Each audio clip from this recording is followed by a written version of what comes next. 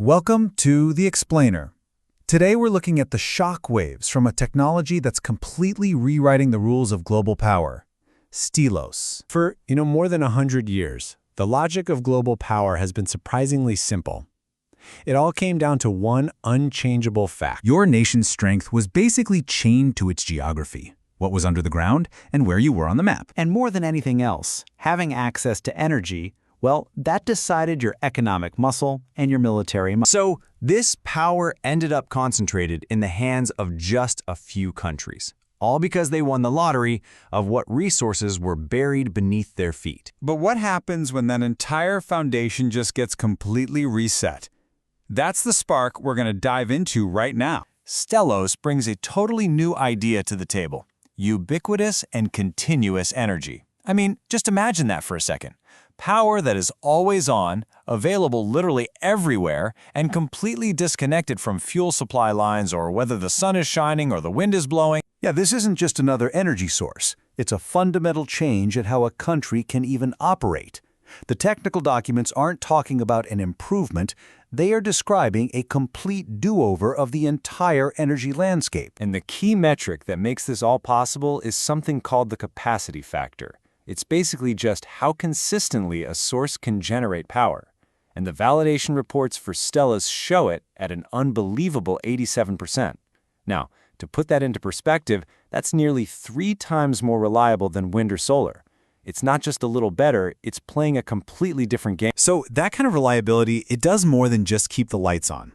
It fires up an entirely new economic reality. When you really dig into the socioeconomic analysis, you find something profound. This technology basically creates a self-contained industrial revolution. We're not just talking about megawatts here.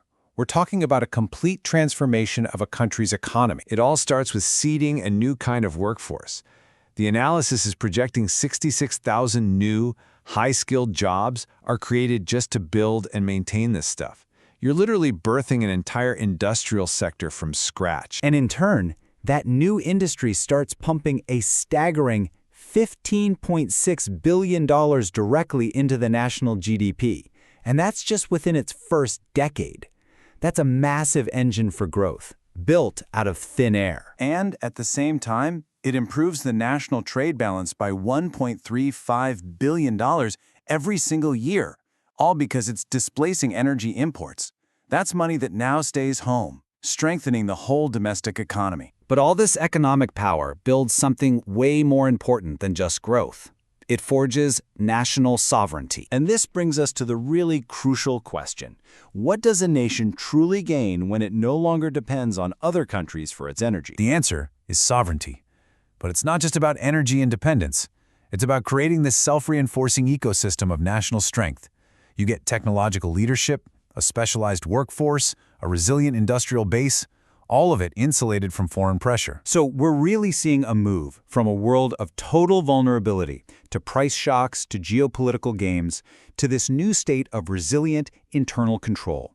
Your power is no longer limited by where you can drill a hole, but by what you can build. And when nations start achieving this level of sovereignty, all those economic and strategic ripples, they combine. They become a shockwave that actually redraws the global map. The strategic game that has dominated world politics for a century. Controlling oil fields, shipping lanes, pipelines, it just stops applying. It becomes obsolete. And you can see this geopolitical reconfiguration happen in 3 pretty logical stages. First, trade routes get redefined. Then, because those energy shipping lanes aren't as important, the strategic choke points that guard them, like the Strait of Hormuz, they become relics. And that leads to the final stage, where the very definition of a powerful nation gets rewritten. It's no longer about resources, it's about technology. The very makeup of what makes a nation powerful is transformed. In this new world, strength isn't based on what you control under the ground. It's derived from your nation's tech base, its human capital, and its foundation of energy independence. Which leaves us with a final, pretty provocative thought to chew on. If energy is no longer some scarce commodity to be fought over, but a utility you can build from knowledge, then what truly defines a superpower in the 21st century? This has been an explainer by Kavhanna. Thanks for joining us.